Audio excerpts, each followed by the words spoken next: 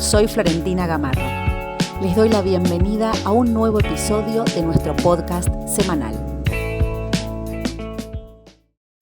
Muy bienvenidos a un nuevo episodio. En esta oportunidad nos vamos a ocupar de lo real en la enseñanza de Lacan. Los desarrollos y formalizaciones en torno al registro de lo real han tenido en la enseñanza de Lacan un largo recorrido, que no fue unívoco, es decir, que ha tenido varias vueltas, pero que sí podemos situar una constante, y es que lo real siempre queda por fuera de lo simbólico. Es lo imposible de simbolizar. Un modo de entenderlo es decir que está relacionado a lo traumático, ¿no? Por ejemplo, lo que no tiene sentido, lo incomprensible, lo no articulable a la serie significante, lo no ligado, lo que no tiene representación. Por lo tanto, el encuentro con lo real siempre es del orden de lo inquietante. Esto lo hace diferente de la realidad en la medida en que esta última implica ya una relación con lo simbólico y lo imaginario.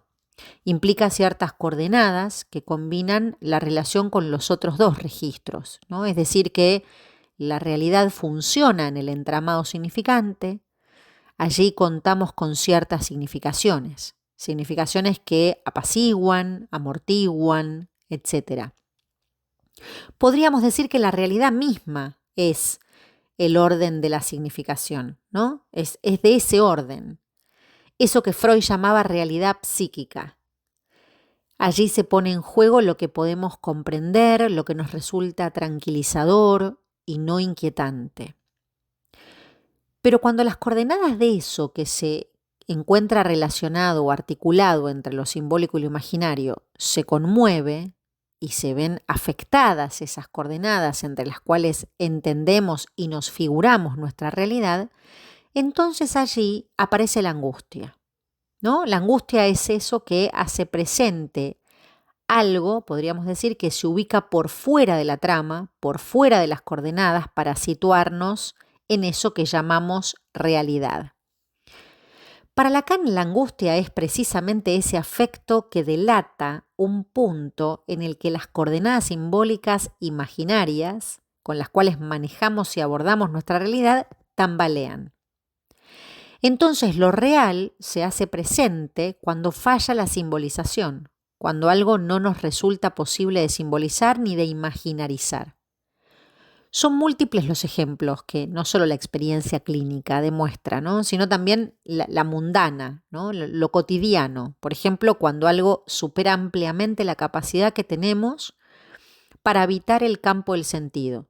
Cuando algo nos sorprende de tal manera que pareciera que nos perdemos en un sentimiento profundo de ajenidad. Un ejemplo muy claro lo podemos situar en el sueño freudiano de la inyección de Irma, ¿no? Dando cuenta de lo que ahí a Freud le sucede en el encuentro con esa garganta de la cual emergían letras. Una imagen que resulta angustiante, terrorífica, ¿no? Cabeza de medusa, podríamos decir. En tanto allí aparece algo innombrable, algo frente a lo cual la representación no acude. Ese fondo que en algún punto no tiene localización, ¿no? Porque es el punto más oscuro de la garganta, algo similar a lo que marca el ombligo del sueño, hace que allí la imagen que se presenta es la de la muerte, ¿no? En la que todo acaba terminando, porque para Freud allí se ponía en juego alguna cuestión relacionada también con la enfermedad de su hija, que pudo ser mortal. También está la muerte de la enfermera, perdida en una época más o menos contigua a la enfermedad de su hija. ¿Se acuerdan? Que se pone en juego en la aparición de una imagen angustiante que resume lo que podemos llamar la revelación de lo real en lo que tiene de impenetrable, ¿no? Sin ningún tipo de mediación posible, ¿no? Se trataría como de un real último, con la presentificación de un objeto, que marca la detención de las palabras, y frente a lo cual todas las categorías para el armado de la significación fracasan. La angustia, decíamos entonces, indica, pone en evidencia la presencia de lo real como ese punto innombrable. Lo real despierta, ¿no? La pesadilla despierta. En cambio, el sueño es un intento de velar lo real para seguir durmiendo. La realidad es eso que funciona, podríamos decir, velando lo real, ¿no? A la altura del Seminario de los Fundamentos del Psicoanálisis, el Seminario 11, Lacan plantea que ese mismo real que resiste a la simbolización es al mismo tiempo eso que funciona como causa, es decir, que provoca el trabajo del inconsciente. En otras palabras, eso también será la causa de la repetición, tanto de eso, ¿no?, que se llama automatón como de la tige, en la medida en que esta última hace referencia a algo que está más allá del automatón, ¿no? Recordemos que el automatón era de ese retorno de la insistencia de los signos al que conducía, digamos, el principio del placer. Pero lo real en este punto es eso que yace siempre detrás del automatón, ¿no? Mientras que el automatón está al servicio del principio del placer y busca velar lo real, la tige, en cambio, sería del orden de un encuentro fortuito con eso real traumático, podríamos decir. La tige, ¿no?, lo real como encuentro, se presenta bajo una forma que el psicoanálisis ubica como trauma, podríamos decir, ¿no? Pensemos esto en términos que sean un poco más precisos. Si entendemos el trauma como aquello que, desde Freud podríamos decir, ¿no?, hace perder la homeostasis, trasvasa la capacidad del aparato para tramitar y ligar su intensidad, y digo intensidad porque no hace referencia solo a la cantidad, ¿no? También hay en juego cierta cualidad. Se trata de eso que Lacan va a relacionar con el trieb freudiano. Entonces es importante que hagamos una mención respecto de cómo poner en relación, ¿no?, lo real que va del trauma al fantasma, ¿no? En tanto el fantasma es una especie de pantalla que disimula, incluso porque además de ser pantalla, ubica lo que tras de ella hace de las veces de una representación. Y es aquí donde vamos a encontrar el trieb freudiano. El despertar, ¿no? ¿Cómo no ver ahí que el despertar tiene un doble sentido? ¿No? El despertar que nos vuelve a situar en una realidad constituida y representada va a cumplir un servicio doble. Lo real, digamos, hay que buscarlo más allá del sueño, en lo que el sueño ha recubierto, envuelto, podríamos decir escondido, tras la falta de una representación, de la cual solo hay en lo que hace de sus veces un lugarteniente, ¿sí? Esto es lo que plantea Lacan cuando vuelve a leer a Freud en ese punto. La representación como es ese lugarteniente, ¿no?, que va a marcar que ese real, más que cualquier otro, es lo que va a gobernar nuestras actividades. Y nos lo designa precisamente el psicoanálisis, y sobre todo a partir de los desarrollos de Lacan, en ese encuentro con lo real del goce, ¿no?, en tanto hay algo que escapa a lo simbólico y angustia. En su conferencia titulada La Tercera, que está en Intervenciones y Textos 2, Lacan retoma la importancia de lo simbólico, lo imaginario y lo real desde el discurso psicoanalítico. Había ubicado sus referencias fundamentales ya en 1953, ¿no?, cuando en su primera conferencia en Roma, Función y campo de la palabra y el lenguaje, introdujo esa terna simbólico, imaginario y real. Por eso, digamos, en este caso nos ocupamos, ¿no?, en su tercera conferencia en Roma, por eso se llama La Tercera, vuelve sobre sus pasos. Y allí Lacan revisa los distintos modos con que ha abordado a lo largo de su enseñanza el registro de lo real. Ninguno de estos tres que vamos a ir mencionando, ninguna de estas tres definiciones, podríamos decir, a lo largo de la enseñanza, se contradicen ni se descartan mutuamente, ¿no? En esa conferencia, Lacan va a plantear que lo real justamente es lo que anda mal, ¿no? Es lo que mal anda, lo que se pone en cruz en la carreta, dice. Más aún, lo que no deja nunca de repetirse para estorbar el andar. Entonces, lo real es lo que vuelve siempre al mismo lugar. Y es importante destacar este vuelve, ¿no? ¿Qué es lo que vuelve al mismo lugar? Acá lo interesante es que Lacan hace referencia a la cara real de la repetición, a la resistencia del ello freudiana, podríamos decir, ¿no? A la repetición como encuentro contingente con lo real. En otra referencia, en este caso en el seminario 16, seminario que se titula De un otro al otro, Lacan define allí al goce como lo que vuelve siempre al mismo lugar. Y aquí podemos destacar que lo real comienza a definirse desde una perspectiva lógica, ¿no? En este sentido hay varias referencias en Lacan en torno a lo real como imposible. Entonces podemos decir que en una primera lectura y concepción sobre lo real, Lacan lo plantea articulado a lo simbólico.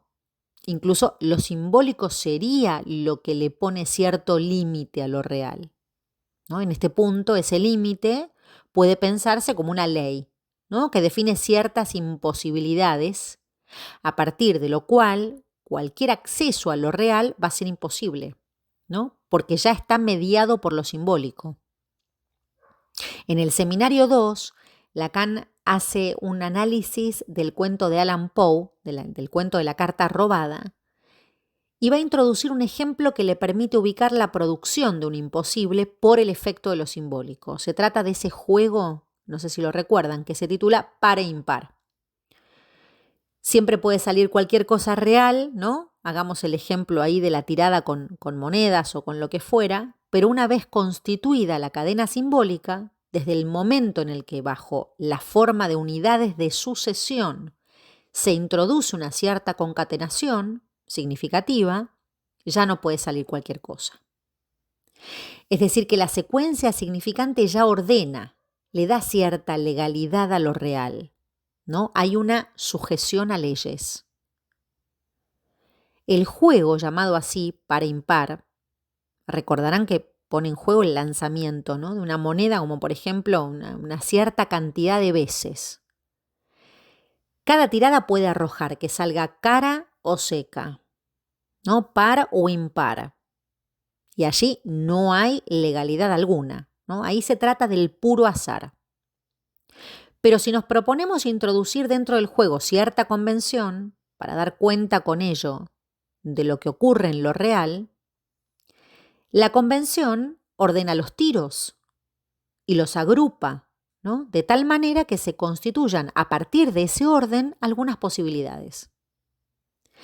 Entonces, esa convención ya implica lo simbólico, un orden simbólico que hace referencia a una sintaxis, ¿no? Da las posibilidades que no están presentes en el azar, y lo interesante es que al mismo tiempo que se introducen las posibilidades, es decir, ciertas convenciones, podríamos decir, en ese punto, al mismo tiempo se sitúa la imposibilidad, ¿no? En tanto hay un orden simbólico, lo real es imposible para quien habita el orden simbólico.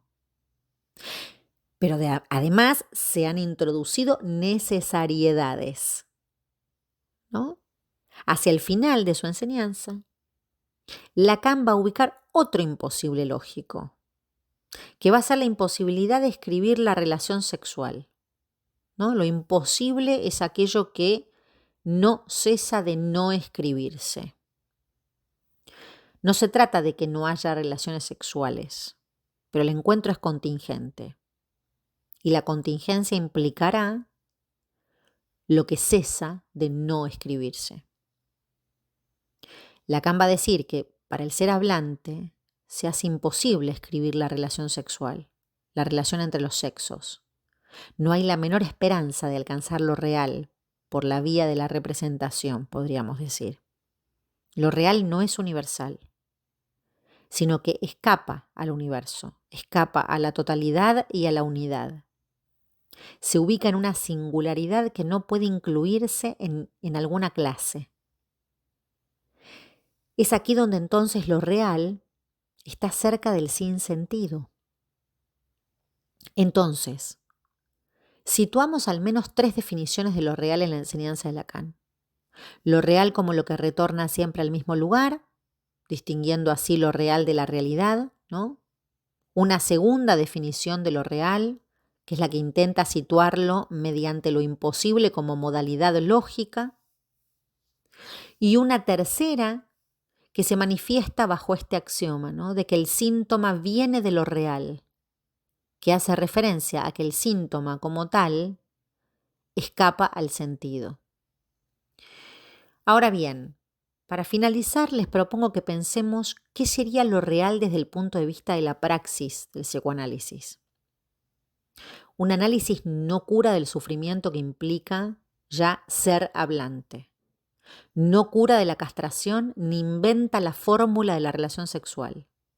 No cura de la falta de garantías. No vuelve a un objeto complemento.